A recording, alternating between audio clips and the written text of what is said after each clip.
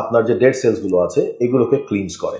আমরা যেটাকে black head বা হোয়াইট হেড বলি, যেখানে সেবাম পার্টিকেলগুলো লজ থাকে। একটা হচ্ছে আপনার ফেসটা ক্লিন হচ্ছে, একটা ইভেন টোন আসছে, একটা গ্লো করছে।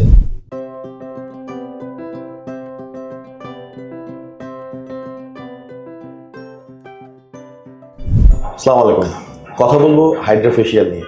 হাইড্রোফেশিয়াল কি বা হাইড্রোফেশিয়াল কি করে, আর আপনারা এবার কেন হাইড্রোফেশিয়াল করবেন? এখানে তিনটা বিষয় আছে: ক্লিনস, এক্সট্র্যাক্ট, হাইড্রেট। এই তিনটা জিনিস হাইড্রোফেশিয়াল করে, অর্থাৎ আপনার ফেসকে ক্লিন করে, আপনার ডার্ট, আপনার এক্সেসিভ অয়েল, আপনার যে ক্লগড পোর বা যে পোরগুলো বন্ধ হয়ে আছে এটাকে খুলে দেয়, এবং আপনার যে ডেড সেলসগুলো আছে এগুলোকে ক্লিনস করে। এক্সট্র্যাক্ট কি করে? আমরা ইনস্পিসেটেড সেবাম বলে থাকি, অর্থাৎ আপনার ভেতরে যে আমরা যেটাকে ব্ল্যাক হেড বা হোয়াইট হেড বলি, যেখানে সেবাম পার্টিকেলগুলো লজ থাকে, হাইড্রোফেশিয়ালের মাধ্যমে এগুলোকে সরিয়ে ফেলা যায়। এবং হাইড্রেট, সবচেয়ে জরুরি যে বিষয়টা আমাদের ফেশিয়াল স্কিনের জন্য, আমার হাইড্রেশন বা এটার যে আর্দ্রতা, এটার ব্যালেন্স তৈরি করা এবং আমাদের ড্রাইনেসটা কমিয়ে ফেলা। এবং এর ফলে কি উপকার হয়?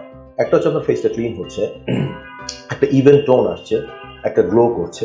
এবং আপনি যদি এটা কয়েকটা সেশন করেন, একটা পর্যায়ে দেখা যায় যে আপনার সান ট্যানিং বা ফটো পিগমেন্টেশন, যেটা বলে যে সূর্যের আলোর অতি বেগুনি রশ্মি থেকে যে একটা ছাপ পড়ে যায় বা জায়গায় জায়গায় যে ছোট ছোট ব্রাউন স্পটগুলো থাকে, এগুলো অনেকাংশে হ্রাস পেয়ে যায়।